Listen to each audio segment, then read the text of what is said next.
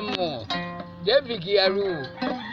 Ayaka tera mageni goni wa wedu anye mo bulantona. Gager bu do bunye do bu. Nyonye ko ya banda wana nyanu banda se gonno manwa.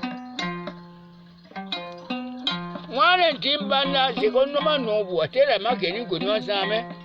Wana ya go tera mageni goni wa. Wingura wido banda gin nya biwa dera mina moko nguri ko. Baba yo do na bu so mo ba yen ne noni wa na girmo ne wure banduro. Ane keni beni mageni wo saragi o mageni kenge bona gari wida kage we saragi. Sego bi unganya gunya ko bi kura mo no. Ya sego bi ka mo so mo no ya ka ko ya bi mbu ye. So so le mi na wa ne woru ko na sego ni ma be ti adi be akura nwu wa ga yin du mo. Ah. Ko wallahi